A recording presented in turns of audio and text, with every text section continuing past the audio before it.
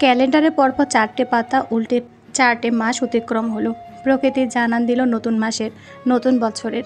আজ সেই দিনটি, যেদিন কিনা একদিকে পুত্রের জন্ম হয়েছে, অন্যদিকে পিতা হারানোর সংবাদ এসেছে। পিতা দেখতে পেল না পুত্রকে, পুত্র দেখতে পেল না পিতাকে। পুত্রের জন্মের খুশির সংবাদ নিয়ে এলেও পরক্ষণে পিতার মৃত্যুর সংবাদ আকাশের ঘনাঘটা মেঘের ন্যায় সবার মনে প্রভাব ফেলেছিল। আজ একদিকে পুত্রের জন্মের বছর পূর্ণ হলো, অন্যদিকে পিতার মৃত্যুর বছর পূর্ণ হলো। প্রকৃতির নিয়ম বড়ই জটিল। তাহসিনের ছেলে রুহান এখন স্পষ্ট কণ্ঠে মা, বাবা, দাদা ভাই আর দাদিমা ডাকতে পারে। নতুন নতুন কথাও বলার চেষ্টা করে, তবে সবটা স্পষ্ট আসে না। যেমনটা ভাতকে ভাতও বলবে, মাংসকে মাংস বলে ইত্যাদি। সে এখন টুকটুক করে হাঁটাও শিখছে। টুকটুক করে 2-3 পা সামনে আগায়, আবার পড়ে যায়। পড়ে গিয়ে নিজে নিজে আবার উঠে দাঁড়ায়। এমনভাবেই তার দিন কাটছে, আর তাকে নিয়ে তার দাদা, দাদি আর মায়ের দিন কাটছে। প্রকৃতি নতুন রূপে সেজেছে। নীলিমা আকাশ, নতুন রঙের ফুল, সবুজ পাতা দিয়ে প্রকৃতি এখন নানা রকম পাখির সুরেলা কণ্ঠে মেতে থাকে। কারণ প্রকৃতিতে যে এখন ঋতুরাজ বসন্তের রাজত্ব চলছে। বসন্তের মাঝামাঝি সময় চলছে। সূর্যের আলো তাহসিনের রুমের জানালার পর্দার ফাঁক গলিয়ে রুমে প্রবেশ করতে রুহানের ঘুম ভেঙে গেল। ঘুম ভাঙতেই রুহান কেঁদে জানান দিল তার ঘুম ভেঙেছে। রোদেলা রান্নাঘর থেকে ছুটে এলো, এসে ছেলেকে কোলে নিয়ে টুপ করে ছেলের গালে চুমু খেলো। অতঃপর ছেলের দিকে তাকিয়ে বলল, জন্মদিনের সকালটা কান্না করে শুরু করতে হলো? কান্না না করলে হচ্ছিল না আপনার? সবসময় কান্না করে মাকে জানান দিতে হবে? রোদেলা মাথা নাড়িয়ে নাড়িয়ে আদুরে কণ্ঠে ছেলেকে কথাগুলো বলছিল। রুহান মায়ের কথা শুনতে পেয়ে খিলখিল করে হেসে ফেলল। কথা বুঝুক আর না বুঝুক, মাকে পেয়েছে জানো, সে যেন সব পেয়ে গিয়েছে। রোদেলা বলল, এই হাসিটুকু দিয়ে 7 গুণ মাপ, তাই না? রুহান আবার হাসল। রোদেলা ছেলেকে বুকে চেপে ধরল। অতঃপর ছেলেকে ফ্রেশ করিয়ে হলরুমে নিয়ে গেল। হলরুমে তাজউদ্দিন মাহমুদ বসে খবরের কাগজ পড়ছিলেন। রুহান তার দাদাভাইকে দেখে মিষ্টি করে দাদাভাই বলে ডেকে উঠল। রুহানের কণ্ঠ শুনে তাজউদ্দিন মাহমুদ খবরের কাগজ থেকে চোখ সরিয়ে সামনে তাকান, আর দেখতে পান রুহান ওনার দিকে তাকিয়ে দাঁত বের করে হাসি দিয়ে আছে। উনিও হেসে হাত বাড়িয়ে বললেন, আমার দাদাভাই ঘুম থেকে উঠে পড়েছে, আসুন দাদাভাইয়ের কোলে আসুন। রুহান তার দাদাভাইয়ের কোলে ঝাঁপ দেয়। রোদেলা রুহানকে দিয়ে রান্নাঘরে গেল, যে তার শাশুড়ি মাকে বলল, দেখলে তো তোমার নাতির কাণ্ড, যত অন্যায় করবে তারপর হাসি দিয়ে সব মাপ পেয়ে যাবে। নাজমা বেগম হাসলেন, বললেন, হ্যাঁ, আমার নাতির এই হাসিটুকুই কোটি টাকা সম্পদের চেয়েও বেশি। রোদেলা শাশুড়ির কথায় হাসলো। অতঃপর টেবিলে দিয়ে নাস্তা রাখলো। ফের রান্নাঘরে এলে নাজমা বেগম দীর্ঘশ্বাস ফেলে বললেন, আজ আমার ছেলেটা থাকলে এই সংসারটা পরিপূর্ণ হতো। নাজমা বেগম আঁচলে চোখ মুছলেন। রোদেলা নাজমা বেগমকে আলতো জড়িয়ে ধরল, বলল, বলেছি না এসব ভেবে মন খারাপ করবে না, নিয়তিকে মেনে নাও। দেখো না, আমি এখন আর মন খারাপ করি না, নিয়তিকে মেনে নিয়েছি। নাজমা বেগম বললেন, আমাদের অগোচরে যে কান্না করিস তা আমি জানি, আমার কাছে লুকিয়ে লাভ নেই রে মা। রোদেলা অন্য প্রসঙ্গে চলে গেল, বলল, মা আসো তো, নাস্তা করবে, আমার খুব খিদে পেয়েছে। নাজমা বেগমকে নিয়ে এসে নাস্তার টেবিলে গেল। সবাইকে নাস্তা দিয়ে রুহানের জন্য রান্না করা খিচুড়ি খাওয়ালো। অতঃপর নিজেও খেলো। তাজউদ্দিন মাহমুদ কাজে চলে গেলেন। নাজমা বেগম রুহানকে নিয়ে সময় কাটাতে লাগলেন, আর রোদেলা দুপুরে রান্না চড়িয়ে দিল। কাজ করতে করতে রোদেলা নিজের করুণ ভাগ্যের কথা মনে করে দীর্ঘশ্বাস ফেলল। এই যে একটা বছর হলো তাহসিন নেই, এই একটা বছরে তার বাবা তার খোঁজ খবর নেয়নি। ক্যান্টনমেন্ট থেকে যেদিন এসেছে সেদিন শুধু এক পলক এসে নাতিকে দেখে গিয়েছে। অগত্যা মেয়েকে একটু সান্ত্বনার বাণী ছুড়ে দিয়েছে। এরপর আর কোনো খোঁজই নেয়নি। হয়তোবা ভেবেছেন মেয়ে আর নাতি যে ওনার ঘাড়ে চাপবেন, যদি মেয়ে আর নাতির খরচা বহন করতে হয় তখন। কিন্তু তিনি হয়তো জানেন না, রোদেলা শ্বশুর শাশুড়ির শত কষ্ট হলেও রোদেলা আর ওনাদের প্রাণপ্রিয় নাতিকে নিজেদের কাছেই রেখে দেবেন, অন্যের বোঝা হতে দিবে না। রোদেলা আর রুহান ওনাদের চোখের মণি। তবে রোদেলার জীবনে এসব নিয়ে কোনো আক্ষেপই থাকতো না যদি তাহসিন তার পাশে থাকতো। শুধুমাত্র এই আক্ষেপটাই তাকে সারা জীবন বয়ে বেড়াবে। রোদেলা যখন নিজের জীবনের হিসেব নিকেশ করতে ব্যস্ত, তখনই সশব্দে রোদেলার ফোন বেজে ওঠে। রোদেলা ফোন রিসিভ করে। নিহা ভিডিও কল দিয়েছে। নিহার দিনও খুব ভালোই কাটছে। সংসার, পড়াশোনা সব মিলিয়ে ভালোই কাটছে। বলা বাহুল্য, এইচএসসি পরীক্ষা 3 মাস পর রেজাল্ট বের হয়েছিল। নিহা জিপিএ 5 পেলেও রোদেলা পায়নি, কারণ রোদেলা সে পরীক্ষার সময় অসুস্থ ছিল। তবুও সে হিসাবে রোদেলার রেজাল্ট ভালো হয়েছে। রোদেলা এসেছে 4.82। রোদেলা আর পড়াশোনা করতে চায়নি, তবু শ্বশুর শাশুড়ি জোরাজুরি করে এখানে একটা ন্যাশনাল ইউনিভার্সিটিতে ভর্তি করেছে, আর নিহা চট্টগ্রামের পাবলিক ভার্সিটিতে ভর্তি হয়েছে। নেহার সাথে কিছুক্ষণ কথাবার্তা বলে ফোন নিয়ে যায় রুহানের কাছে, কারণ নেহা রুহানের সাথে কথা বলবে। রোদেলা নাজমা বেগমের কাছে ফোনটা দিয়ে সে ফের রান্নাঘরে চলে আসে। নাজমা বেগম আর রুহানের সাথে নেহা কথা বলতে থাকে। এদিকে রোদেলা রান্না বান্না সেরে টুকটাক কাজও সেরে ফেলে। সব কাজ শেষ করে হতে হতে দুপুর হয়। রুহানকে গোসল করিয়ে নিজেও গোসল করে নেয়। অতঃপর রুহানকে খাবার খাইয়ে দিয়ে রোদেলা আর নাজমা বেগম দুপুরের খাবার খেয়ে নেয়। নাজমা বেগমের রুমে নাজমা বেগমের সাথে রুহান ঘুমিয়ে যায়। এদিকে রোদেলা নিজের রুমে চুপচাপ বসে থাকে, আর ভালো লাগছে না বলে সে ঘর থেকে বেরিয়ে বাইরে চলে আসে। তাদের বাগানে সে বেঞ্চিতে বসে, যেখানে কিনা বিয়ের একদম প্রথম দিকে তাহসিনের সাথে রাত বিরাতে এসে বসে থাকতো। তখন দুপুর প্রায় শেষের দিকে। রোদেলা বেঞ্চিতে বসে আকাশের দিকে তাকিয়ে আছে। আকাশের রং আর তার শাড়ির রং মিলে যেন একাকার। এই যে তার পরনের শাড়িটিও নীল রঙা, আর আকাশও নীল আর সাদায় ছেয়ে আছে। রোদেলা অনেকক্ষণ আকাশের দিকে তাকিয়ে আছে। তার চোখের কোণ বেয়ে অশ্রু পড়ছে। আজ আর তার অশ্রু মোছার তারা দেখা গেল না। অশ্রু তার চোখের কোণ বেয়ে আরামসে পড়ছে, তাতে তার কোনো হেলদোল নেই। রোদেলা আকাশপানে তাকিয়ে বলল, আপনি নেই আজ 1টা বছর পূর্ণ হলো। আপনাকে ছাড়া 365টি দিন পার করে ফেললাম। অবাক কাণ্ড, তাই না? যে রোদেলা কিনা আপনাকে ছাড়া এক মুহূর্ত থাকতে পারতো না, সে আজ কীভাবে এতগুলো দিন আপনিবিহীন কাটিয়ে ফেললো। তবে এখনকার রোদেলার সাথে অতীতের রোদেলার বড় তফাৎ। অতীতের রোদেলা ছিল আপনার আহ্লাদি মাইমুন, যে কিনা অল্পতেই কেঁদে কুটে শেষ হয়ে যেত। অথচ আজ যে আছে সে হচ্ছে রোদেলা, শুধুমাত্রই রোদেলা, কারো আহ্লাদি মাইমুন নয়। এই রোদেলা এখনও অত্যধিক ব্যথা হাসি মুখে বরণ করে নিতে পারার সক্ষমতা রাখে। দেখুন মাহমুদ সাহেব, আজ আপনার মাইমুন কতটাই না বদলে গিয়েছে। সে এখন আর অল্পতেই কষ্ট পায় না। আপনি বলতেন না, মাইমুন তুমি একজন মেজরের ওয়াইফ, সেটা ভুলে যাবে না। স্ট্রং হও মাইমুন। দেখেন মাহমুদ সাহেব, আজ আপনার মাইমুন সত্যিই স্ট্রং হয়ে গিয়েছে, এখন আর অল্পতেই ভেঙে পড়ে না। কিন্তু আফসোস, আপনি এই মাইমুনকে দেখলেন না। আপনি এভাবে না চলে গেলে কি খুব বেশি ক্ষতি হতো? কেন চলে গেলেন? আপনি না আমায় কথা দিয়েছিলেন আপনি ফিরে আসবেন, তবে কেন এলেন না? থেমে আকাশের দিকে তাকিয়ে বলল, সবাই বলে বসন্ত মানে রঙিন ফুলের ঋতু, বসন্ত মানে প্রেম ভালোবাসা বেঁচে থাকা, অথচ আমার কাছে বসন্ত মানেই আপনি। তাই তো আপনি হারিয়ে যাওয়ার পর আমার বসন্ত হয়ে গেছে বিষাদময় নীল। সবাই বসন্তে নতুন করে বাঁচে, অথচ আমি বসন্তে মরি এবং মরছি। কেননা এই রকম এক বসন্তেই তো আপনি হারিয়ে যান। এই বসন্ত আমাকে ভীষণ পোড়ায়। চাই না এই বসন্ত, যে বসন্ত আপনাকে আমার কাছ থেকে কেড়ে নিয়েছে। বসন্তের এই দিনগুলো এলে ভীষণ করে মনে পড়ে আপনি নেই। আপনার অনুপস্থিতি আমার বসন্তকে নীল করে দিয়েছে। নয়তো আমার বসন্ত তো ছিল আপনিময় রঙিন। ফিরে আসুন না, ফিরে এসে আমার বসন্তকে রাঙিয়ে দিন না। রোদেলা কথাগুলো বলতে বলতে বেঞ্চিতে হেলান দিয়ে চোখ বন্ধ করলো। তার বন্ধ চোখের কোণ দিয়ে অঝরে অশ্রু ঝরছে। আজ যেন তার চোখ প্রতিযোগিতায় নেমেছে কতটা অশ্রুর বর্ষণ নামাতে পারে। চোখ বন্ধ করে রোদেলা বুঝতে পারল তার পাশে নিশ্চুপে কে যেন বসেছে। তার মস্তিষ্ক আরও জানান দিল সে ব্যক্তিটি রোদেলার দিকে তাকিয়ে আছে। রোদেলা আজ চোখ খুলে দেখার প্রয়োজন মনে করল না। তার এখন চোখ খুলতে ইচ্ছে করছে না। রোদেলা চোখ খুলল তখনই খুলল যখন সে বুঝতে পারল তার চোখের পানি কেউ সযত্নে মুছে দিচ্ছে। রোদেলা চোখ খুলে পাশে তাকাতেই তার প্রিয় পুরুষটাকে দেখতে পেল। হ্যাঁ, তার মাহমুদ সাহেব তার পাশে বসে আছে। ওই তো তার মাহমুদ সাহেব মেজরের মর্যাদাপূর্ণ পোশাকটি পরে বসে আছে, যার নেম প্লেটে রূপালী অক্ষরে তাহসিন মাহমুদ নামটি লেখা। দেখে মনে হচ্ছে তার মাহমুদ সাহেব যেন সবেই ক্যাম্প থেকে ফিরেছেন। রোদেলা অবাক হলো না, কারণ এমনটা প্রায়ই হয়। সে তার মাহমুদ সাহেবকে দেখে, কিন্তু স্পর্শ করতে গেলে মাহমুদ সাহেব মিলিয়ে যায়। আজও হয়তো এমনটাই হবে। রোদেলা তার পাশে বসা মাহমুদ সাহেবের চোখের দিকে তাকিয়ে রইল। সে শুনতে পেল তার মাহমুদ সাহেব বলছে, মাইমুন আমি ফিরে এসেছি। রোদেলা তাচ্ছিল্য করে হাসল, বলল, কেন মিথ্যে বলছেন? এই তো এখন স্পর্শ করতে যাব তখনই হারিয়ে যাবেন। গত 1টা বছর ধরে তো এমনটাই করছেন। এখন আর আপনাকে বিশ্বাস করি না। চলে যান তো আপনি। আপনার সাথে খুব অভিমান করেছি। আপনি এসেও বারবার হারিয়ে যান। এখনও যাবেনই যেহেতু, তাহলে আসেন কেন? এভাবে এসে কেন কষ্ট বাড়ান? আপনি কথা দিয়ে কথা রাখতে পারেন না। চলে যান, আশা লাগবে না আপনার। কথাটা বলে রোদেলা ফের আগের মতো চোখ বন্ধ করলো।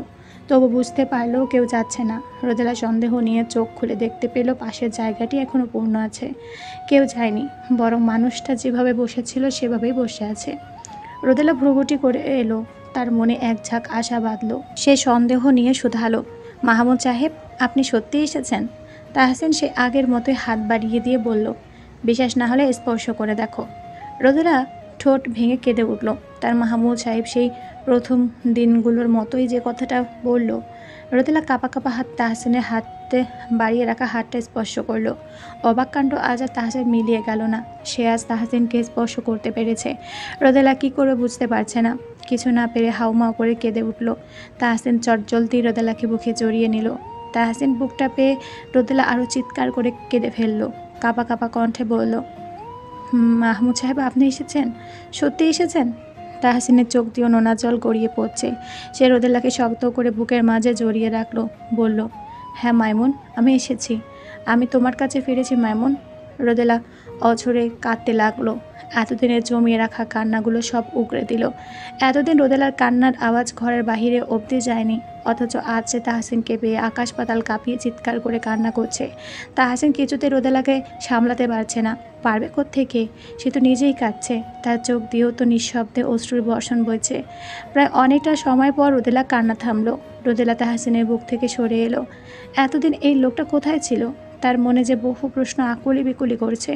রোদেলা কান্না গলায় বলল, মাহমুদ সাহেব, আমি বিশ্বাস করতে পারছি না যে আপনি সত্যি এসেছেন। মনে হচ্ছে স্বপ্ন দেখছি। ঘুম ভাঙলে যেন আবার বাস্তবে ফিরে আসবো। তাহসিন নিজের বাহুতে চোখ মুছল, বলল, এবার আমি সত্যি এসেছি মাইমুন। রোদেলা ফের কান্না করে দিল। অতঃপর বেঞ্চের থেকে ছুটে যাওয়ার ধরে আবার থেমে গেল। পিছু বেড়ে বলল, আপনাকে আমি বিশ্বাস করি না। মাকে ডাকতে গেলে যদি আপনি হারিয়ে যান, তখন আপনি আমার সাথে চলুন। রোদেলা বাচ্চামো দেখে তাহসিন মৃদু হাসলো, বলল, চলো। রোদেলা তাহসিনের হাত মুঠোতে পুড়ে বাসা ভিতরে গেল।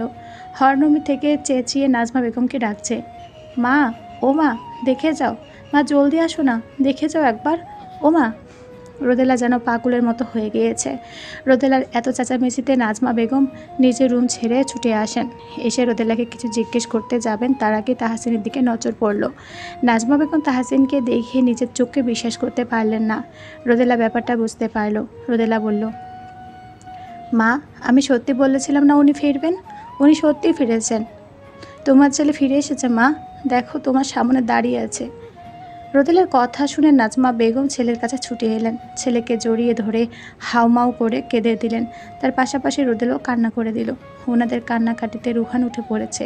সে বিছানায় পা ঝুলিয়ে অতঃপর তার টেকনিক খাটিয়ে বিছানা থেকে নেমে পড়ে। অতঃপর দুই হাতে চোখ ঘষতে ঘষতে গুটি গুটি পায়ে নাজমা বেগমের রুম থেকে বেরিয়ে আসে। রুম থেকে বাইরে এসে তার দাদিমা আর মাকে কাঁদতে দেখে নিজেও ভ্যা করে কেঁদে ফেলল। তার কান্নার আওয়াজে সবার দৃষ্টি যায় নাজমা বেগমের রুমের দরজার সামনে। রোদেলা যে ছেলেকে কোলে তুলে নেয়, তাহসিন ছেলের দিকে তাকিয়ে আছে। তার যে কেমন অনুভূতি হচ্ছে সেটা সে প্রকাশ করতে ব্যর্থ হবে। নাজমা বেগম ছেলেকে বললেন, তোর ছেলে, যা কোলে নে। তাহসিন রুহানের দিকে এগিয়ে গেল। রোদেলা রুহানকে বলল, তোমার বাবা, যাও তার কোলে যাও। রুহান ছোট ছোট চোখে তাহসিনের দিকে তাকালো। অতঃপর একটা হাসি দিয়ে চলে গেল। সে তো একে চেনে, কারণ তার মা তাকে সবসময় তাহসিনের ছবি দেখিয়ে বলতো, এটা তোমার বাবা। তাহসিনের ছবি দেখিয়ে তো রোদেলা ছেলেকে বাবা ডাকটা শিখিয়েছে। ছোট রুহান তার ছোট ছোট দু হাতে তাহসিনের গালে ধরে বলল, বাবা। তাহসিনের প্রাণটা যেন শীতল হয়ে গেল। অশ্রুতে তার চোখ ঝাপসা হয়ে আসছে। তাহসিন রুহানের গালে কপালে অনেকগুলো চুমু খেলো। রুহানকে সে মন ভরে আদর করলো, নিজের বুকের সাথে একদম মিশিয়ে নিল। তার সন্তান, তার ভালোবাসার চিহ্ন, এই জীবন্ত প্রাণটাকে সে অবশেষে ছুঁতে পারল। দীর্ঘ একটা বছর এই প্রাণটার জন্য যে কতই না তুপড়েছে, অবশেষে সে সকল বিপদ কাটিয়ে তার ছেলের কাছে ফিরতে পারল। তাহসিন ছেলেকে একদম নিজের সাথে মিশিয়ে নিল। নাজমা বেগম তাজউদ্দিন মাহমুদকে কল দিয়েছেন। যদিও ওনার ফেরার সময় ঘনিয়ে এসেছে, তবুও নাজমা বেগম ওনাকে কল দিয়ে জানালেন তাড়াতাড়ি ফিরতে। নাজমা বেগমের কান্না ভেজা গলা শুনে তাজউদ্দিন মাহমুদ চিন্তায় পড়ে গেলেন। তিনি রওনা হয়েছেন বাড়ির উদ্দেশ্যে। কিছু সময়ের মাঝে তিনি বাড়িতে পৌঁছে যান। হন্তদন্ত হয়ে ভিতরে ছুটে আসেন। ভিতরে এসে সুধান, নাজমা, কি হয়েছে? সবাই ঠিক আছে তো? আমার দাদুভাই ঠিক আছে তো? এতটুকু বলে তিনি সামনে তাকিয়ে তাহসিনকে দেখে অবাক হন। শুধুমাত্র অবাকই নয়, অবাকের শেষ সীমানা যেন অতিক্রম করেন। তিনিও সবার মতো নিজের চোখে বিশ্বাস করতে পারছিলেন না। তাহসিন ছেলেকে কোলে নিয়ে বাবার কাছে এগিয়ে গেল, এক হাতে বাবাকে জড়িয়ে ধরল। এবার তাজউদ্দিন মাহমুদ বিশ্বাস করলেন। তিনিও ছেলেকে জড়িয়ে ধরে কেঁদে ফেললেন। দাদা ভাইয়ের কান্না দেখে রুহান ফের কেঁদে উঠল। ছোট্ট রুহান বুঝতেই পারছে না সবাই তার মতো কান্না করছে কেন। রুহানের কান্নায় তাজউদ্দিন মাহমুদের কান্না থামিয়ে রুহানকে কোলে নিলেন। রুহানও থেমে গেল। এতগুলো দিন পরে তাহসিনকে ফিরে পেয়ে সবাই আবেশে আপ্লুত হয়ে গেছে। কারো যেন ঠিকঠাক বিশ্বাস হচ্ছে না তাহসিন সত্যিই ফিরে এসেছে। তাহসিনের ফিরে আসাটা যেন নিতান্তই মিরাক্কেল। ওর ফিরে আসার খুশিতে সবার চোখে পানি, কারো কান্নায় যেন থামার নয়। একটা বছর ধরে এই পরিবারটা যেন আঁধারে ডুবেছিল। তাহসিন যেন এক নিমিষে সকল আধার কাটিয়ে আলোকিত করে দিল। সময়টা এখন সন্ধ্যা। পুরো বিকেল কাটলো তাহসিনকে ফিরে পাওয়ার খুশিতে কান্নাকাটি শেষে তাহসিন নিজের রুমে গেল ফ্রেশ হতে। শাওয়ার সেরে সে ফের হলরুমে এলো। রোদেলা আর নাজমা বেগম মিলে সন্ধ্যের নাস্তা বানাচ্ছে। খুশিতে রোদেলা হাত দিয়ে যেন কাজ উঠছে না। রুহান তার দাদা ভাইয়ের কোলে বসেছিল। বাবাকে হলরুমে আসতে দেখে বাবার দিকে ড্যাপ ড্যাপ করে তাকিয়ে রইল। তাহসিন সোফায় বসে রুহানের দিকে তাকিয়ে একটা হাসি দেয়। এতে রুহানও তার নতুন ছোট ছোট দাঁতগুলো বের করে হেসে ফেলে। অতঃপর দাদার কোল থেকে নেমে তার বাবার কাছে যায়। তাহসিন রুহানকে কোলে নিয়ে বলল, শুভ জন্মদিন আমার জুনিয়র তাহসিন। বাবা তোমাকে খুব ভালোবাসে সোনা। রুহান ঠোঁট এগিয়ে তাহসিনের গালে চুমু দিল। এদিকে তাহসিনও রুহানকে আদর করে দিল। ওদের বাবা ছেলের এত মধুর মুহূর্ত দেখে পাশে থাকা তাজউদ্দিন মাহমুদ আর রান্নাঘর থেকে রোদেলা আর নাজমা বেগমের চোখ জুড়ালো। এই দিনটা দেখার জন্য তো ওনারা এতটাই না ছটফটিয়েছিল। ভেবেছিল বাচ্চাটা বোধহয় তার বাবার আদর থেকে বঞ্চিত হলো। কিন্তু না, সৃষ্টিকর্তা যে অন্য কিছু ভেবে রেখেছিলেন। তিনি ঠিক ওই বাড়ির ছেলেকে তাদের কাছে ফিরিয়ে দিলেন। কিন্তু তাহসিন এতদিন কোথায় ছিল, কি হয়েছিল কিছুই জানা হয়নি এখনও। ছেলেটা আস্তে ধীরে হয়তো সবটাই জানাবে। রোদেলা কাজ করতে করতে নিহাকে কল দিল। নিহাকে তাহসিনের ফেরার কথা জানালো। নিহা জেনে খুবই খুশি হলো।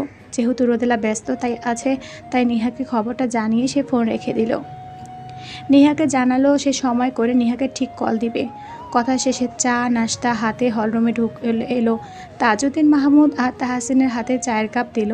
অতঃপর রুহানকে বলল, মায়ের কোলে আসো বাবা, তোমার জন্য পায়েস বানিয়েছে, খাবে। রুহান দুই দিকে মাথা নাড়ল, পাশাপাশি রোদেলার বাড়ানো হাতও সরিয়ে দিল। সে তার বাবার কোলেই থাকবে। ছেলের কাহিনী দেখেই সবাই হেসে ফেলল। তাহসিন বলল, পায়েসের বাটিটা আমার কাছে দাও, আমি খাইয়ে দিচ্ছি। রোদেলা তাই করল। পায়েসের বাটি তাহসিনের হাতে দিল। তাহসিন দ্রুত চাটা শেষ করে রুহানকে পায়েস খাইয়ে দিতে লাগলো। তাজউদ্দিন মাহমুদ চায়ে চুমুক দিয়ে তাহসিনের উদ্দেশ্যে বলল, তাহসিন, সেদিন ঠিক কী ঘটেছিল? আর তুমি বা এতদিন কোথায় ছিলে? তুমি সুস্থ থাকলে আমাদের কারোর সাথে কেন যোগাযোগ করনি? তাহসিন ফোঁস করে শ্বাস ছাড়লো। গলা খাকারি দিয়ে বলা শুরু করলো সেদিনের ঘটনা। সেদিন তাহসিনের গাড়িটা ছাড়ার প্রায় 5 মিনিট পর রওনা হয়। একসাথে ছাড়ার কথা থাকলেও ওইদিকে মেজর রাশেদ তাড়া দেয়, যার দরুন প্রথম গাড়িটা আগে স্টার্ট দেওয়া হয়। এরপর তাহসিনরা সবাই গাড়িতে উঠে গাড়ি স্টার্ট দিতে 5 মিনিট ব্যয় হয়। 5 মিনিট লেট হওয়ার প্রথম গাড়িটা ওদের গাড়ি থেকে অনেকটা দূরে এগিয়ে যায়। এদিকে তাহসিনের গাড়ি অল্প কিছু দূর গেলেই নাজমা বেগমের ফোন আসে। তাহসিন ফোন রিসিভ করলেও নেটওয়ার্কের সমস্যা থাকায় কথা বলতে পারছিলেন না। একদিকে রোদেলাকে এই অবস্থায় রেখে এসেছে। রোদেলা কিছু হলো না তো? ও ঠিক আছে তো? নইলে তো তার মায়ের এই সময় কল দেওয়ার কথা না। তাহসিন চিন্তায় পড়ে গেল। তাহসিন ড্রাইভারকে বলল গাড়ি থামানোর জন্য। গাড়ি থামানো হলে তাহসিন গাড়ি থেকে নেমে একটু কিছুটা দূরে গেলে নেটওয়ার্ক পায় আর তার মায়ের ফের ফোন আসে। তাহসিন ফোন রিসিভ করে কথা বলা শুরু করে। যখন শুনেছে তার ছেলে হয়েছে তখন যে সে কতটা খুশি হয়েছে তা বলে প্রকাশ করা যাবে না। মায়ের সাথে কথা বলা অবস্থাতেই তাহসিনদের গাড়িতে বোম ব্লাস্ট হয়। তাহসিন যেহেতু গাড়ি থেকে মাত্র কয়েক গজ দূরত্বে ছিল তাই বোমা ব্লাস্টে সেও মারাত্মক আহত হলো। সে ছিটকে গিয়ে পড়ল রাস্তার পাশে জঙ্গলে। সাথেই সে সেন্সলেস হয়ে যায়। এইদিকে গাড়িতে থাকা ড্রাইভার সহ বাকি 6 জন সকলে ঘটনাস্থলে মারা যায়। কর্নেল ওসমান রেস্কিউ টিম নিয়ে যখন এখানে এসে সবটা জানতে পারেন তখন খুবই শোকাহত হন। তিনি সকলের আশায় ছেড়ে দিয়েছিলেন, কারণ গাড়িতে থাকা সকলের দেহ পুড়ে গলে গিয়েছে। এক একজন লাশের যাতা অবস্থা হয়ে গিয়েছে। প্রথম গাড়িতে থাকা বাকি 4 সেনা সদস্যদের কর্নেল ক্যান্টনমেন্টে পাঠিয়ে দিলেন, যেহেতু ওনাদের উপরে বেশ ধকল গিয়েছে।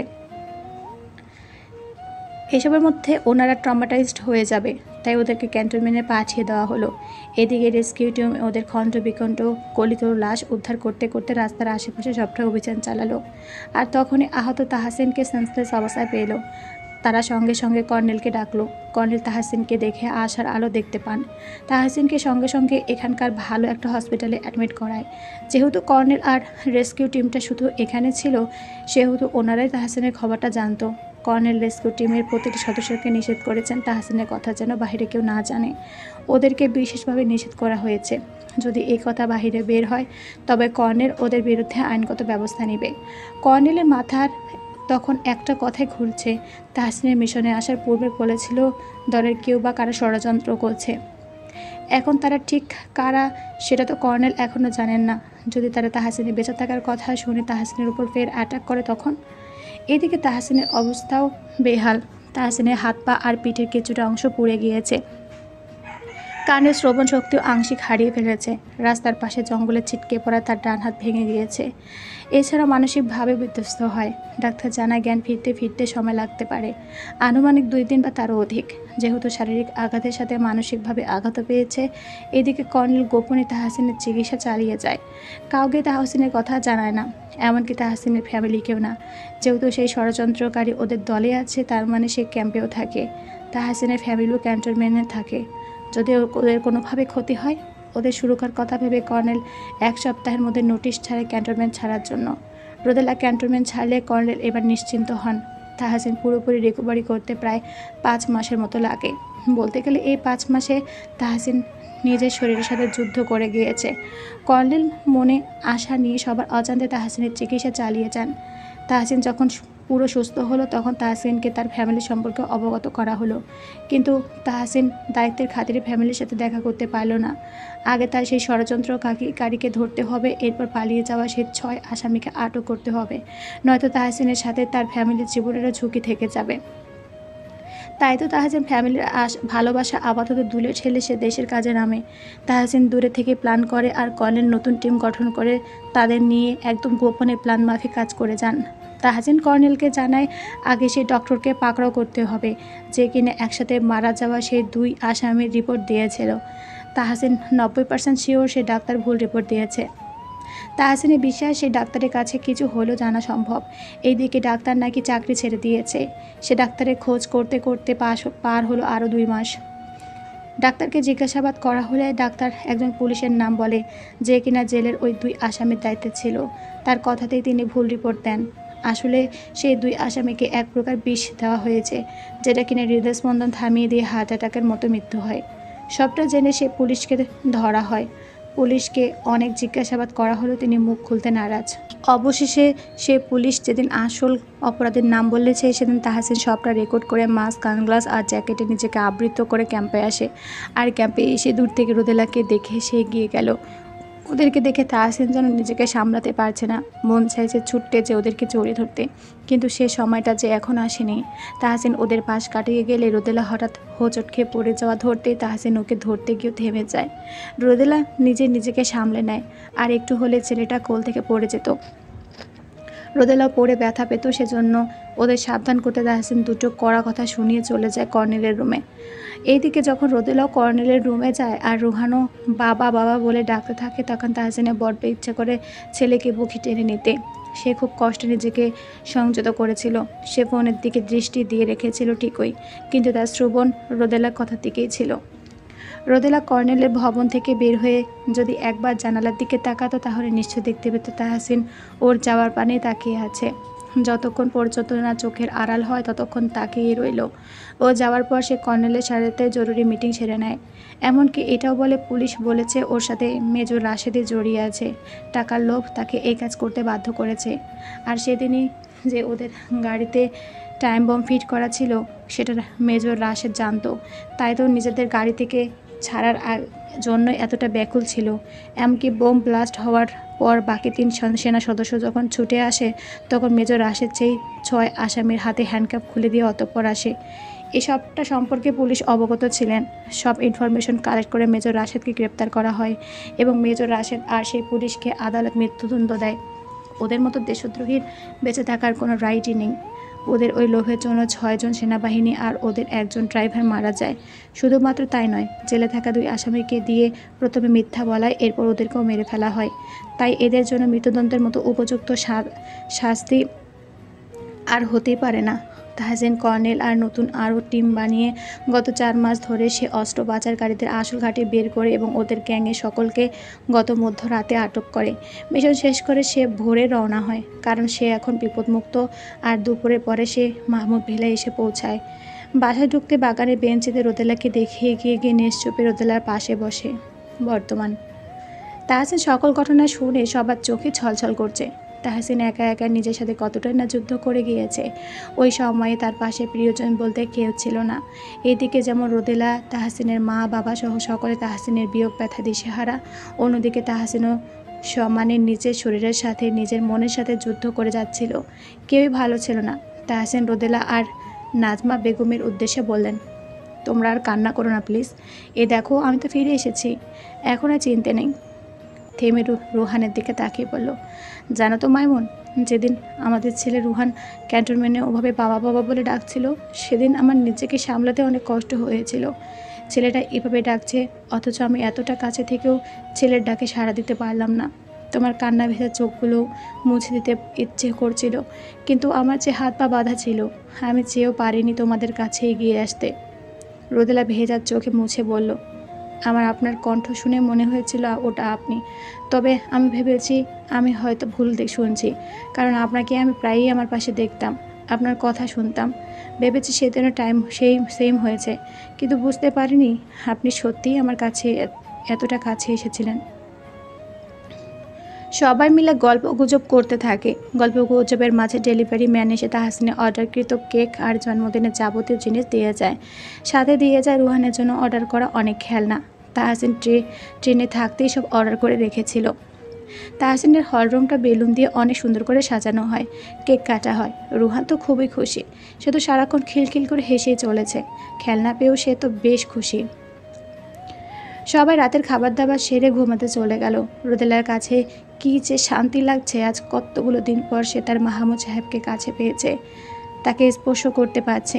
রুহান শুয়ে শুয়ে হাত পা নাড়ানাড়ি করছে। একবার বাবার দিকে তাকিয়ে মিষ্টি হাসছে, তো একবার মায়ের দিকে তাকিয়ে হাসছে। রুহান দুষ্টুমি করতে করতে বাবার গলা জড়িয়ে একটা সময় ঘুমিয়ে পড়ল। রুহান ঘুমিয়ে পড়তে তাহসিন রুহানের কপালে আদর দিল। অতঃপর রোদেলার দিকে তাকালো। রোদেলা ওদেরকেই দেখছে। তাহসিন ঠিক আগের মতো রোদেলার দিকে হাত বাড়িয়ে বলল, মাইমুন, বুকে আসো। মরুভূমির বুকে এক পশলা বৃষ্টির ন্যায় এসে আমার এই উত্তপ্ত বুকটা শীতল করে দাও। রোদেলা কোনো বাক্য ব্যয় না করে তাহসিনের কাছে গিয়ে তাহসিনকে জড়িয়ে ধরল। তাহসিনের বুকে আবেশে মাথা রাখলো। তাহসিন রোদেলাকে বুকে জড়িয়ে নিল। রোদেলা টুকরে খেতে উঠল। তাহসিন রোদেলার চুলে চুমু খেতে খেতে বলল, প্লিজ মাইমুন, কান্না করো না, তোমার চোখের পানি আমি সহ্য করতে পারি না। রোদেলা কান্না করতে করতে বলল, কেন একটাবার জানালেন না আপনি আছেন? অন্তত একটাবার জানাতে পারতেন। আপনার অনুপস্থিতিতে আমি ভেতর থেকে কতটা ভঙ্গুর হয়ে গিয়েছিলাম, সে খবর কি আপনি রেখেছেন? তাহসিন বলল, ভেঙে মানুষ আবার শক্ত করে গড়ে ওঠে, যেমনটা তুমি হয়েছ। আমি তোমার কাছে থাকলে এতটা শক্ত করে নিজেকে গড়ে তুলতে পারতে? কিন্তু আমি যে দিন দিন একাকিত্বে ডুবে যাচ্ছিলাম, সেটার কি হবে? একাকিত্বকে বিদায় জানাতেই তো এলাম আমি। তুমি ডুবে যাওয়ার আগেই প্রতিবার আমি তোমায় তুলে নেব, চিন্তা নেই মাইমুন। কথা দিয়েছিলাম না ফিরে আসবো।